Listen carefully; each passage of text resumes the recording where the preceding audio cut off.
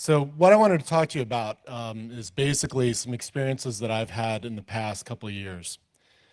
And then what I'd like to offer the industry going forward. Part of this presentation will be a little explanation of a tool that I've built for my risk group that you can use and you can download and abuse and so forth. So why should you listen to me? There's not a lot of reason why. I'll tell you what I have done, and you can judge me on whether or not I've done a good job with my experience. Well, first off, I'm Director of Operational Risk for a US bank corporation. We're the smallest of what's called the too big to fail.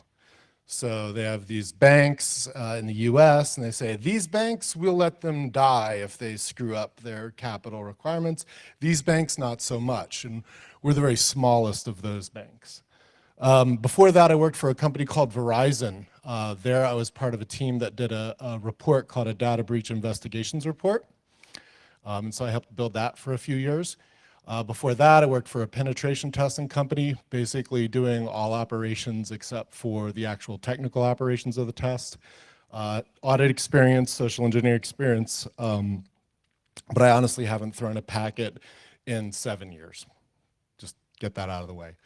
Before that, I worked as a COO and product manager for a firewall company, and before that, I was a sales engineer for an ISP who needed to tell their customers about these new firewall things and why they were important. And so I had to explain to folks why they didn't need the static packet filters on their little routers. They really needed some more security than that. That's how far back it goes. So some level setting. I always like to do this with my audiences. These are core beliefs of mine. They're fairly unshakable. First, there's no secure. You ever worked with a penetration testing company? You ever worked with an organization? You ever played with stuff? You know that that's just not feasible. Risk is a hypothetical construct. That means you cannot reach out and touch it. It is something that we imagine in our heads. We can try and put actual units of measurement around it, but that's not always successful. And the third is that operational risk does not equal financial risk. We'll get more into that later. So for today, I'd like to talk about why risk management is broken, changing to what I call the modern approach based on somebody else's work, and then why should we do that? What does it mean to be modern, right? And how we can go about doing that. So the big question is, why do most risk management programs suck it? Okay. Who here has a risk management program in their organization? Couple people. All right. Anybody want to tell me what the difference between your risk program and your audit program is?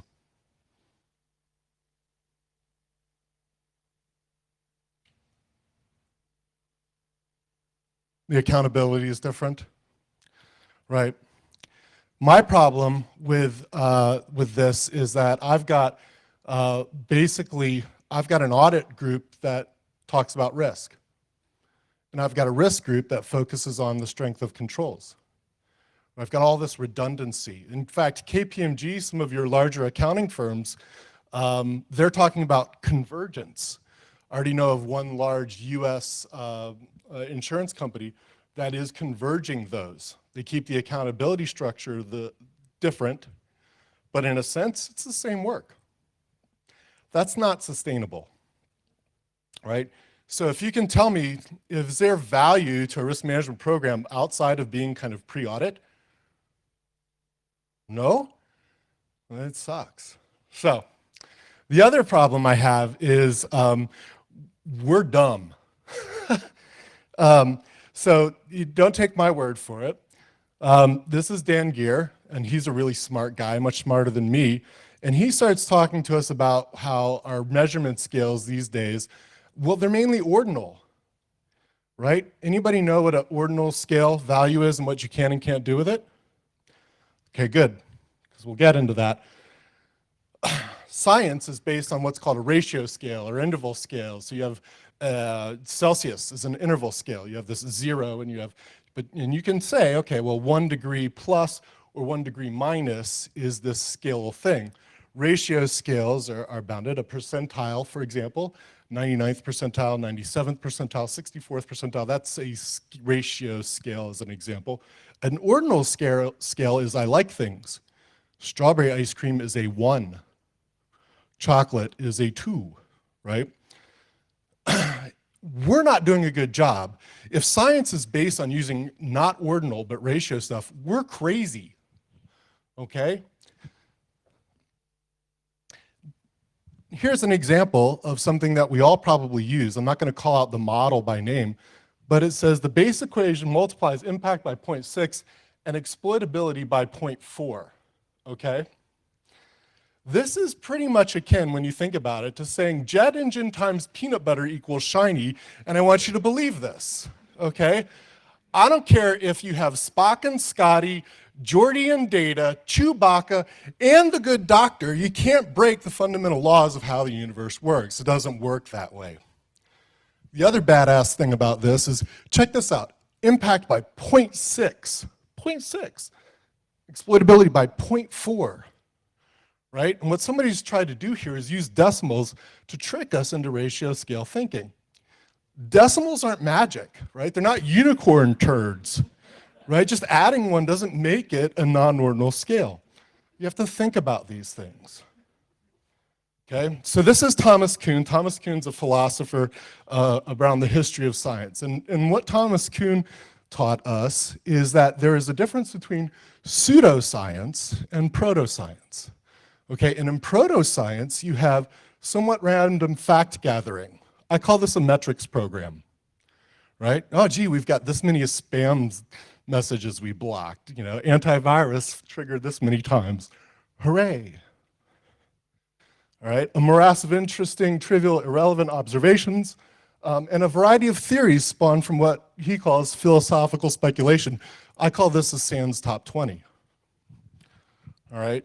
That doesn't mean those things aren't useful, doesn't mean they don't have meaning, but really the rigor behind those is not what we would call scientific. So, why are we in this state? Well, let's talk about risk. So we probably have at least a half a dozen languages represented in the room.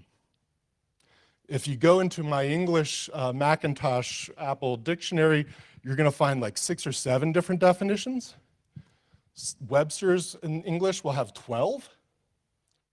What's very interesting is the Japanese, this is from the Seven Samurai, the Japanese had, until Western influence, had no word for risk. They're one of 2 such cultures to have that. And the question I have for you is does this mean they didn't have any risk? Right, of course not. Okay, it just meant they had to be very specific about what they were looking at. Okay, and so when I have 17 risk analysts, and when I talk to them, and they're getting confused, I say, okay, pretend you're Japanese. Can't use the word risk. Now talk to me. So, we have in Western civilization 3 basic views of risk that I've encountered. The first is financial risk, okay? And financial risk has a positive and a negative return. So you have a young football player, he comes out, he's doing very well. Here, right, he has some career path as an investment for you. He can either be a superstar or he can be a dud, take your pick, right? But there you go. Well, this is different from engineering risk, right, which we get from the Dutch when they were building, its origin is from the Dutch when they were building the dikes and reclaiming the sea. They wanted to see, how often the sea was going to reclaim all of their land and how bad would that hurt. And basically you have a rate of decay. So you have that same young footballer, right? And he's operating at 100%, and over the course of the match he gets tired, right? Maybe he gets injured. Okay, so he decays. And if you think about this, right, what we face typically is partially engineering problem, not a financial risk problem. Our firewalls don't generally operate at 110, 120% return. They just don't. They're not capable of it. Their system doesn't support that. Our audit-driven approach to risk management, let's build a risk register and find where all the risks are, lives here. Let me explain what I mean. Engineering risk, management finds the weakness and reinforces it. Anybody ever do vulnerability assessment? Right? So there's a bridge in Seattle that goes across the Puget Sound, the Tacoma Narrows Bridge. And in 1940, they opened this beautiful bridge. Here's a bunch of people all excited. What they found was, in a gale, the bridge starts oscillating. Anybody seen the video of this on YouTube? A few people, right? Yeah, very famous, right? And of course, when steel and concrete oscillate, generally that tends to happen. They're not very pliable, okay? And they rebuilt the bridge. Now it's operating nicely. But the risk and control self-assessment, that's what RCSA stands for. The risk control self-assessment, as we commonly perform it, has this inherent risk minus our controls, subtract all the controls. Inherent risk minus controls equals residual risk. Anybody familiar with this equation, a handful? Yeah, that's how awesome is your bridge, is what we're focused on here. Problem with that, of course, is that if you design a stupid bridge, right, it doesn't matter how many girders you add to it, you're still left with a stupid, weak bridge, right? And eventually that's going to fail. Also, engineering is neat, but wind doesn't have a motivation, right? Wind's not like, oh, I'm going to go blow over here now. Nor do raindrops try to evade our umbrella. Okay, so engineering is typically very difficult to, as a risk discipline to apply to what we have, which is an intelligent, motivated attacker. In fact, there are a lot of people who believe what we're dealing with is a complex adaptive system. Complex system, anybody dabbled in complexity a bit? Right. So a complex system is basically a system of combined parts whose sum is greater than the whole. You get that right? Yeah. So you get these, you push on the system in one place, and way over here, something unintended happens. I'd like to give you an example of that. A risk group that I know of, they got subsumed by a large company. A large company had strong passwords on these devices, right? So not only did you have to have numbers and letters, there had to be 8 of them. You had to have a special character even, right? You spent all this time entering it in. And what the risk group, well, they were used to a smaller password. And they got kind of ticked off, so they did some analysis. And what they realized was, this is great, you're more likely to kill an employee in a car accident trying to unlock their phone than to have a data breach based on a 2 simple character password. What do you think audit did? You think they listened to this? No, no, no. Strong passwords, right? They rule. So you have this complex system problem. This is Dr. Richard Cook. Dr. Cook built a little book based on his observations at a hospital about failures in complex systems. And these are some interesting excerpts from that book, and I wanted you to take a look at some of these, right? The complexity of these systems makes it impossible for them to run without multiple flaws being present. Again, who's got a vulnerability management program, right? They're individually insufficient to cause data, right? Failures change constantly because of changing technology, work organization, and efforts to eradicate those failures. Okay? These are more excerpts, and here I've changed failure to risk. And it starts smelling like, okay, this is a problem space that I live in. And so if you take this RCSA and you worry about inherent minus controls equals residual, what you're initially doing here is establishing a point probability. Now, you may be doing it extremely coarsely, qualitatively. Maybe you're doing a better job. Maybe you're fooling yourself and you're doing quantitative risk. But the problem with that is there are a lot of people who are smarter than we are who say, you can't do that, right? So condescending Frederick Hayek thinks we're adorable, all right? And the deal is, what they will say is, you have to look for patterns in the system. So anybody want to tell me what this is? flights over the United States, right? Yeah, and you can see the pattern of the United States as it emerges. So there's a third piece I'd like to talk about, which I call medical risk. Works in criminology too, various other disciplines. You're probably familiar with it, but I'll give you the background. Dr. John Snow is kind of the father of modern epidemiology, and what he decided was cholera wasn't because of bad wind, which was the prevailing thought at the time. And there was an outbreak of cholera in London, and what he did, and this, if you've read Tufte's book, you'll recognize this. This is in Tufte's book. What he did is he charted deaths from cholera against the X's, which are pumps for water, where people would go and get their water. And sure enough, in Broad Street, that pump right there had been built 2 meters from a recently decommissioned cesspool.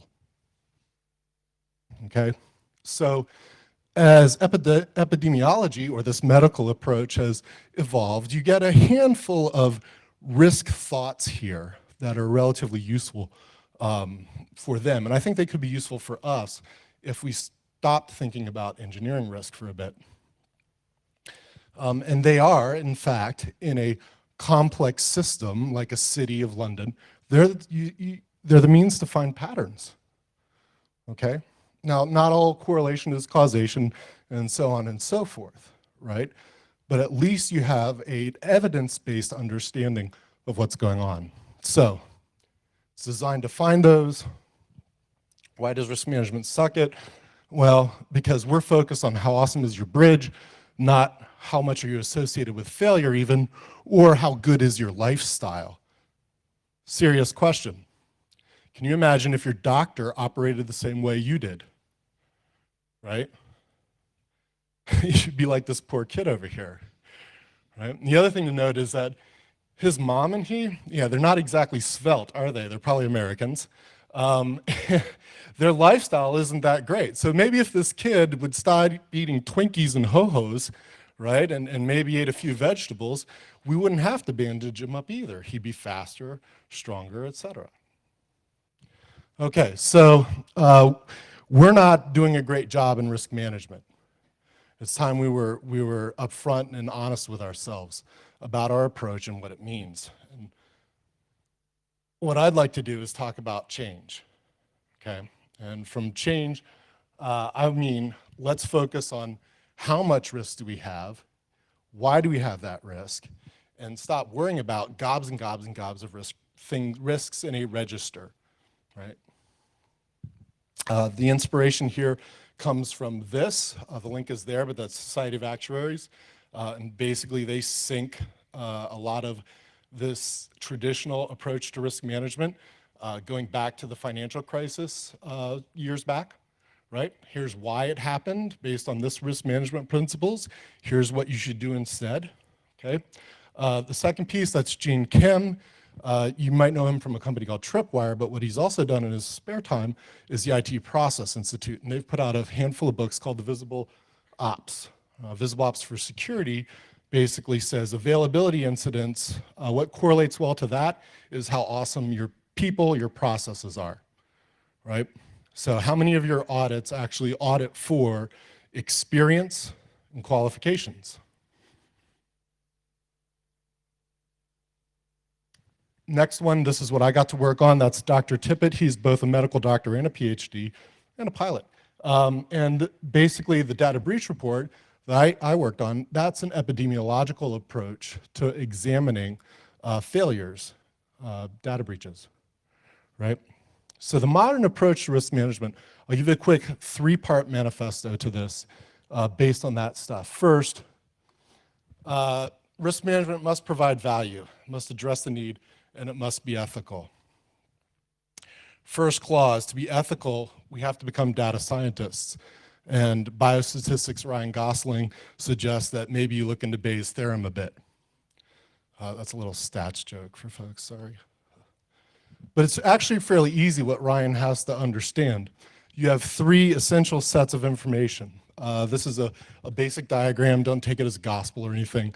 It breaks here and there if you push on it. But you have the threat landscape, information about your threat, information about your assets, information about your impacts, and information about your controls.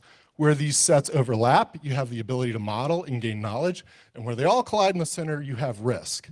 You do not have risk if you don't have all of them in an equation, okay? You may have something akin to risk, but it is not risk.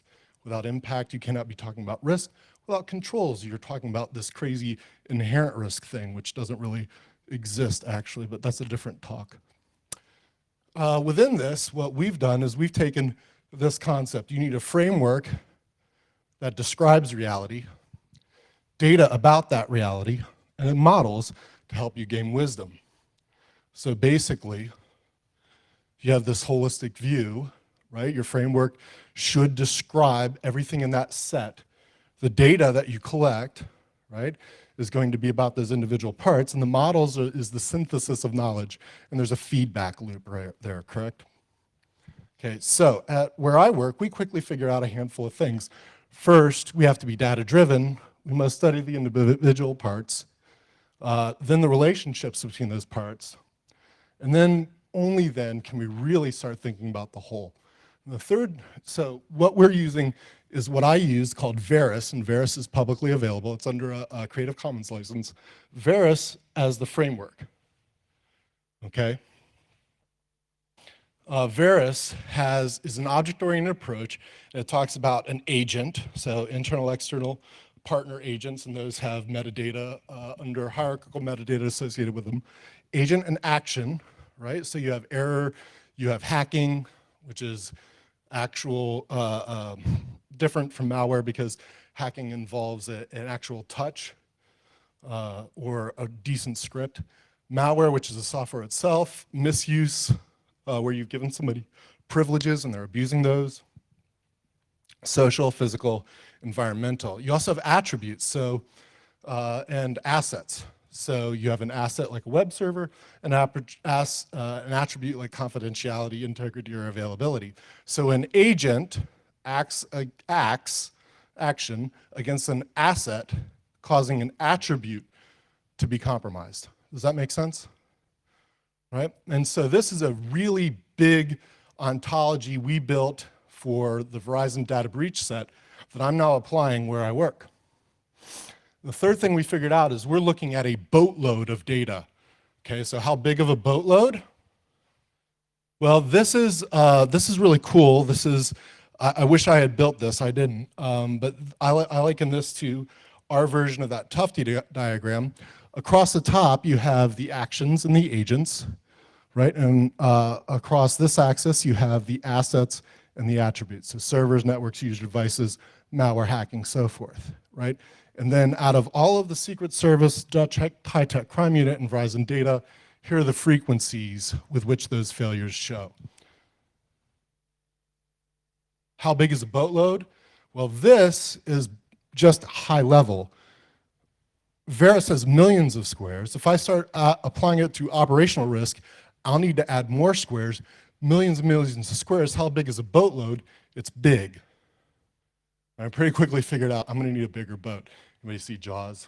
The point where the fish swims by, it's like, oh yeah, that's how I looked when I realized this. So the good news is the organization I joined had a security data warehouse already with 120 plus terabytes of information in it a year ago. We're now much more than that. And we can look at this warehouse in the context of Veris extended for all of operational risk. Use the data warehouse in order to actually do evidence-based approach.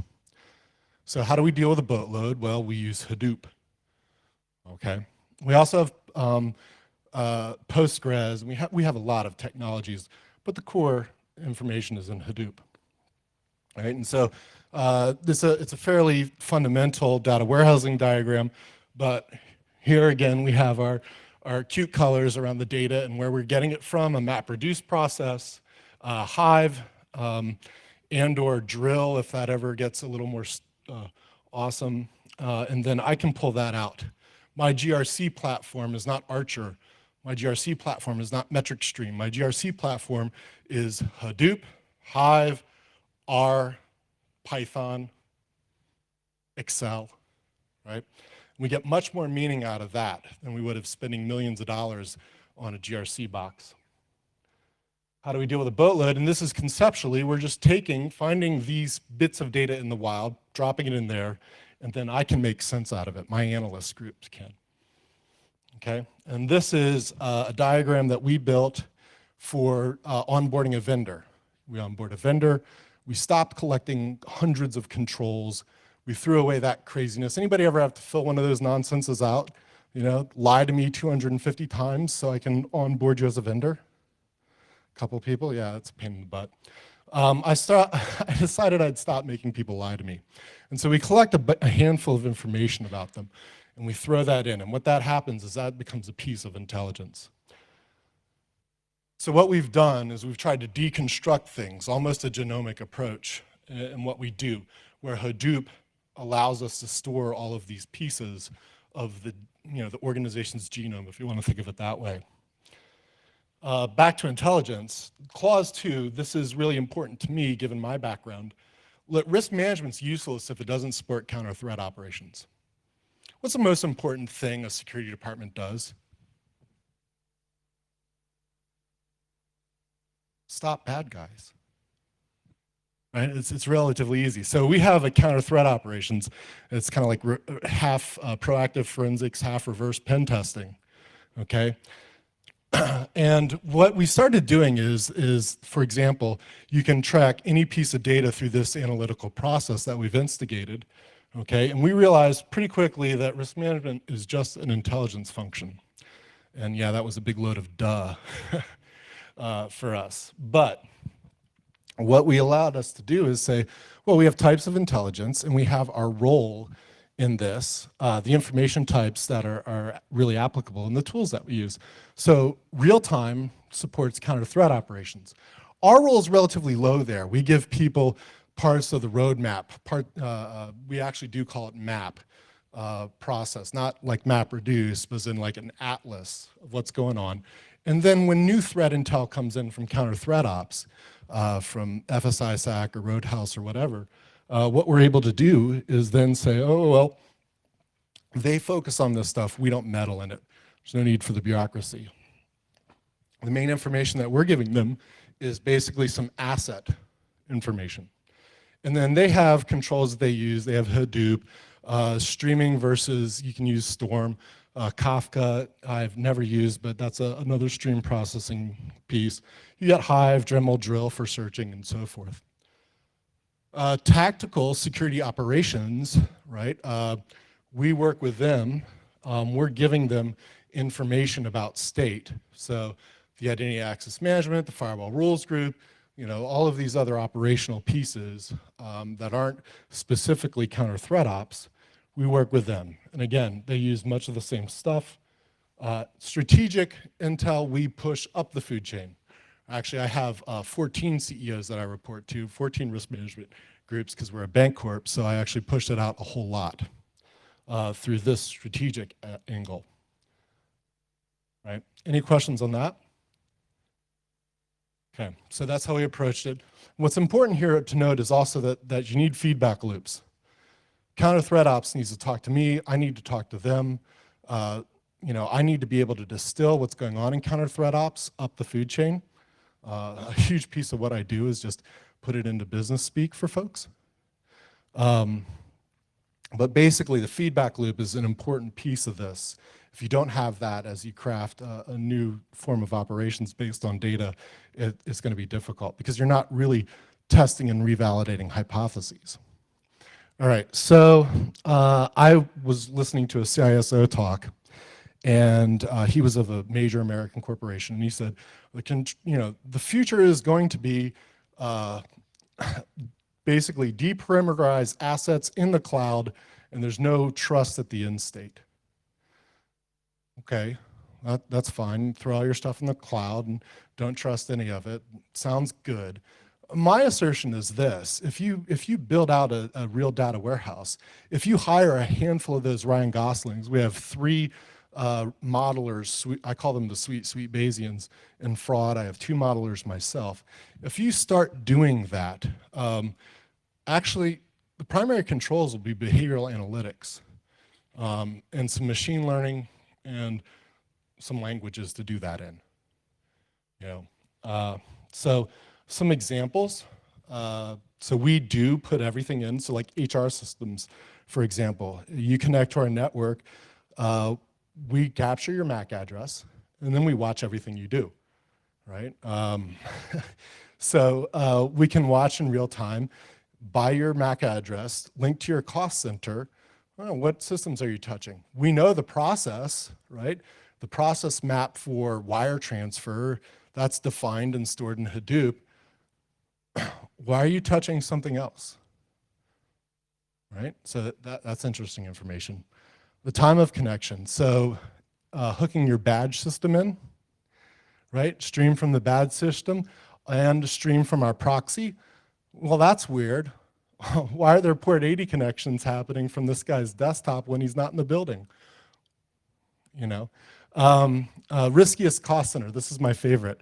So you get to go to somebody or somebody's boss, even better, or somebody's boss's boss, and you say, hey, your cost center, right? Let's look at all the assets you have. Let's look at what your employees are doing. Let's look at how much, what value you provide to the organization. Your cost center is in the top 10 percentile of risky cost centers. Can we work on this together, right? Because nobody wants to be graded against their peers on a risk-by-risk basis, right? My third clause is this. You have to support rational decision-making. So I'm going to fly through a couple of these. We use FAIR for scenario analysis. If you're familiar with the factor analysis of information risk, Bayesian belief network for scenario analysis. And we use something that I'm calling Virgo, because I'm really creative, for state analysis. And that's basically Veris-inspired risk grading for operational risk. So how much risk do I have? How well am I living? Okay. This is an example of a FAIR analysis we did, sanitized and had the values changed.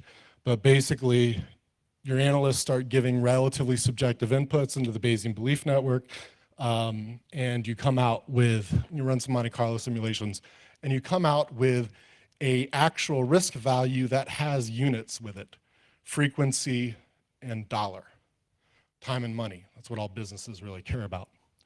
Okay, so that's kind of fun and interesting. Monte Carlo simulations, for those who aren't familiar, basically you take these various distributions, you compare them against each other, and you do it a lot of times, and this is what happens. So you have, these are unfortunately, I don't like this visualization method because it's logarithmic, but you can say, oh, well, it's pretty obvious here that once every 10 years, we're looking at risk somewhere between, oh, $500,000 and $1 million, a little over. That's our greatest concentration out of the scenarios. What we do instead is we match those simulation results to qualitative labels that are assigned to quantitative scales. I grade those out for it. And so what we're able to do is we're able to say, well, this is moderate risk, because not all of our bank corporation is doing quantitative analysis. This is moderate risk. Well, why? Well, because the impact out of 3,000 simulations was nada. The likelihood, however, well, it's relatively likely for you, right? And so and these are scalar, right? So that's actually kind of meaningful for executives who have no idea what we're doing, but they know big red circles are bad, versus small green ones. The Virgo scorecard, this is a mind map. I couldn't give you an actual scorecard example, my apologies, but I was allowed to give you a kind of the mind map that we use to develop it. Ignore the compliance piece. Yes, I have that. We all know what compliance is. But what we do is we are actually able to say, hey, look, your business unit, you're our only HIPAA business, HIPAA is our healthcare law in the US. You're our only HIPAA relevant business unit. So you have risk elements there, risk factors, risk determinants, if you remember medical risk terminology, these other folks don't have, right? And that's kind of a red light. But we take all of this information in, this actually goes out several levels, where we map it into the information we take it in and how we take it in. All right, so I promised you a tool. How are we doing on time? Good? Okay, so I promised you a tool that I call the risk fish. So the problem space can be really confusing to talk about. I remember once we did I was doing a conference. It was the first time I'd ran into a chief risk officer, and it was one of the largest credit unions in the United States. And we had the CISO, the CRO, the CFO, the CEO, all kind of on the call, right? And the pen testers saying, found this issue, right? And so the CISO goes, that's a threat, right? And the CFO goes, that's a vulnerability, right? And the CRO goes, that's a risk. Great, and you can get very frustrated with these semantic games, believe me. The other thing is people naturally gravitate towards fixing that symptom, right? It's much easier to buy a WAF and throw it down than to try and talk your developers and not be in jackholes, and coding poorly, right? So, and because we tend to try and reinforce those girders rather than root cause, I tried to do something a little different. So this is, I'm not going to try the first name, Ishikawa, and he built quality circles, if you're familiar with Toyota quality management. And he built a fish diagram for manufacturing. So you have these measurements, materials, personnel, and the idea here is you take this worksheet into your quality circle, basically everybody in the room that wants to talk about the problem, the issue, this threat, vulnerability, risk thing, right? And you say, well, we've got this defect. Why did it happen? Here are all the sub-elements, okay? And so what I've done is I've actually taken this Verus thing that we used at Verizon, extended it a little bit for my use, and I've made it for risk management. So you remember those circles that I showed you and their interconnections and so forth, right? If you know, and it's easily referenceable on a worksheet, on a different sheet of the worksheet, if you know the lower level diagrams, you can walk through this worksheet with an analyst, a security person, an executive, whomever. You've got some risk issue. Well, what are the agents we care about? Let's have a conversation of the most likely agent and their most likely actions, right? Motivation, well, what motivates them, right?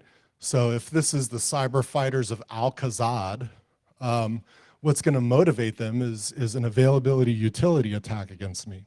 That's gonna cost them money. They're gonna do it hacking denial of service, and we can get into the specifics of the denial of service stuff, which I'm told I can't do, even though everybody knows it, against assets, right? And the assets that the intelligence tells us they're typically doing are controls that we've identified here that'll help us with that, right? So we can quickly go through that worksheet. You have a software developer who is doing a really craptastic job, right? So you have an internal agent.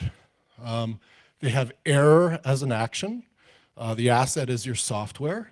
The attributes, call it integrity, depends on how bad. They could be all 6, right? The controls you have, and now you can talk about the controls. Now some of this is self-evident. My guys don't always fill out a worksheet every time they talk to each other with every conversation. But if you get into a position where somebody says, what do we do about this? Why are we doing this? If you are creating a data warehouse and you want to put stuff into it that has meaning, this is essentially your tag system.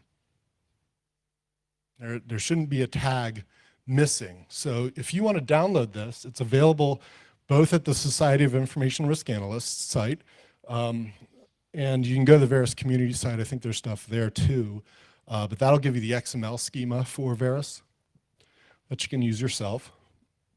This is available under a Creative Commons license, and it's freely available for download.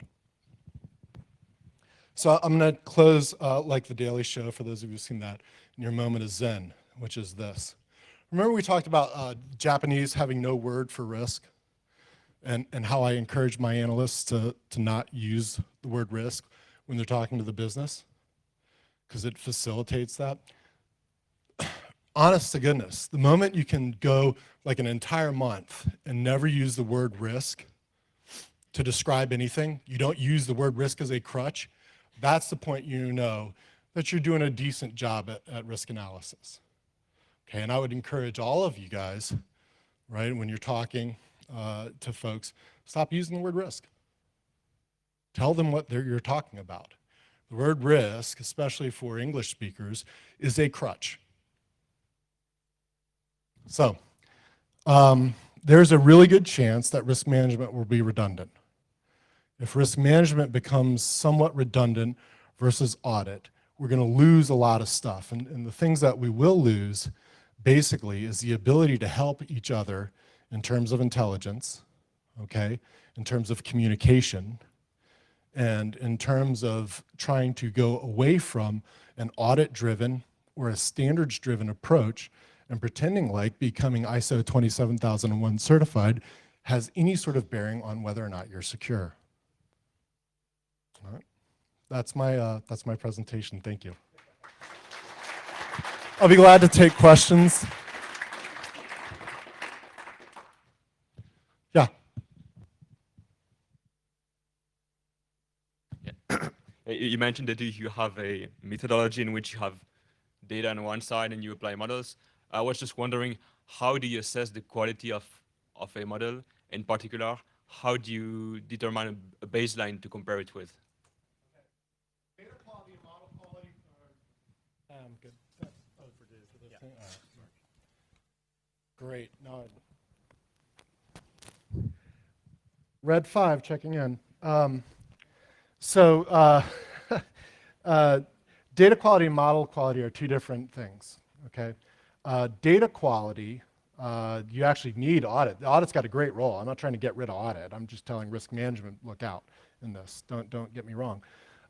Data quality is something that you have to mind. False positives are a problem no matter what in that. Fortunately, correlating things becomes easier. So, as an example, false positive in a vulnerability scan. This looks like it's an Oracle database. You know, it's not really, because we know that that MAC address was signed to, you know, this AS400 over here that doesn't run anything, and we can pick up a phone and call somebody who says, there's no Oracle on the AS400, right? Well, no. Okay, good.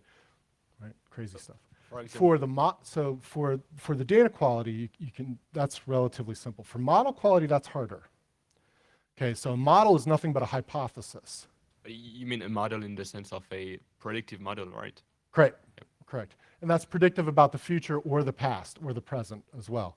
Most people don't realize that, but when you have a huge amount of uncertainty in the landscapes that you're dealing with, you actually have, you have to be predictive about the past and about what's currently going on. So for your modeling, you really need to investigate, and this is why I'm so keen on the use of Bayes' theorem, right? Model selection, right? Model updating, establishing the rational model itself. Value at risk is known to be a broken model for financial risk. And yet most US organizations still use VAR as a means, right? Why? Well, the answer why is because the regulators really aren't, probably aren't, well, they are smart enough at a higher level, but nobody's forcing them to, right? Nobody's saying, well, let's try it, because that's hard work. For fraud analytics, the models has to constantly update, right? The signatures have to be made relevant for the latest variants of Zeus or whatever. So that model updating and quality in our organization happens very, very rapidly based on this intel. That's that tactical piece that I talked about. You use like several metrics. For example, I don't know, the number of false positives, the number of something, and using these different metrics, you say, okay, model A is better than model B. Yeah, sure, right? Account takeovers, right? Now, you have, I cut out, for the sake of brevity, my data quality slides. I actually borrowed from the UK's evidence-based medicine approach. If you're familiar with that, it goes from A as the top evidence to D or E, I forget which one, as the worst evidence. You know, E is basically shamans, you know, applying leeches and crazy stuff. The problem is you're dealing in C's and D's many times, and that's again where stochastic or inference-based stuff can help. It's not easy. Many times you're just too busy to really do even a good job, unfortunately, but at least you're doing better than you had before. Thank you. Sure.